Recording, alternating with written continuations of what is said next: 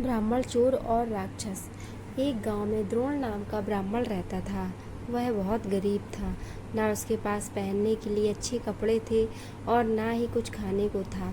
ब्राह्मण जैसे तैसे भिक्षा मांगकर अपना गुजारा कर रहा था। उसकी गरीबी को देखकर एक यजमान को उस पर दया आ गई।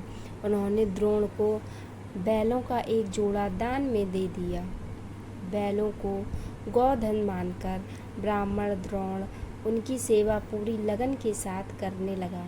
उसे बैलों से इतना प्रेम था कि वो खुद कम खाता था, लेकिन बैलों को भरपेट खिलाता था। ब्राह्मण की सेवा पाने के लिए दोनों बैल तंदुरुस्त हो गए। एक दिन हट्टे कट्टे बैलों पर चोर की नज़र पड़ गई। बैलों को देखते ही चोर ने मन ही मन बैलों को चुराने की योजना बना ली।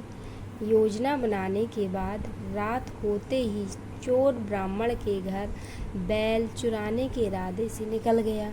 कुछ दूर चलते ही चोर का सामना एक भयानक राक्षस से हुआ। राक्षस ने चोर से पूछा, तुम इतनी रात को कहाँ जा रहे हो? चोर ने कहा, मैं ब्राह्मण की बैल चोरी करने जा रहा हूँ। चोर की बात सुनकर राक्षस बोला, चलो मैं भी तुम्हारे साथ चलता हूँ। मैं कई दिनों से बहुत भूखा हूँ। मैं उस ब्राह्मण को खाकर अपनी भूख शांत करूँगा और तुम उसके बैल ले जाना।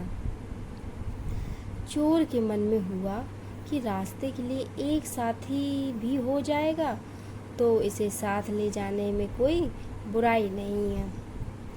यह सोचकर चोर अपने साथ राक्षस को साथ लेकर ब्राह्मण के घर पहुंचा। ब्राह्मण के घर पहुंचकर राक्षस बोला, पहले मैं ब्राह्मण को खा लेता हूँ, उसके बाद तुम बैल चुरा लेना।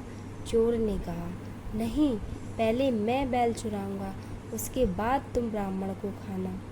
अगर तुम्हारे आक्रमण से ब्राह्मण जग गया तो मैं बैल नहीं चुरा पाऊंगा।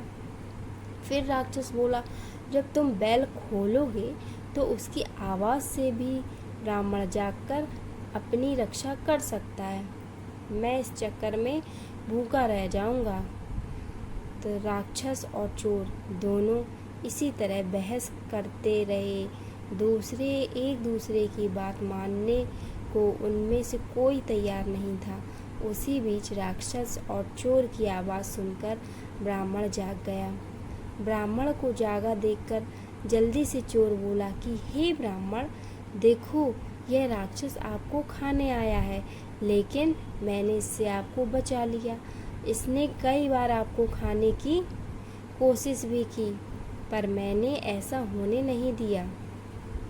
चोर की बात सुनकर राक्षस ने भी तुरंत कहा, नहीं ब्राह्मण, मैं आपको खाने नहीं बल्कि आपके बैलों की रक्षा करने के लिए यहाँ आया हूँ। यह चोर आपके बैल चुराने आया था। दोनों की बात सुनकर ब्राह्मण को शक हुआ। खतरे को भांपते हुए ब्राह्मण ने फटाफट से डंडा उठाया और दोनों को भगा दिया। कहानी से सीख, हमें हमेशा परिस्थिति के अनुसार काम करना चाहिए। जैसे इस कहानी में ब्राह्मण ने किया। उसे चोर व राक्षस की बात सुनने के बाद अपनी आत्मरक्षा के लिए डंडा उठा लिया, जो उस परिस्थिति के लिए बिल्कुल सही था।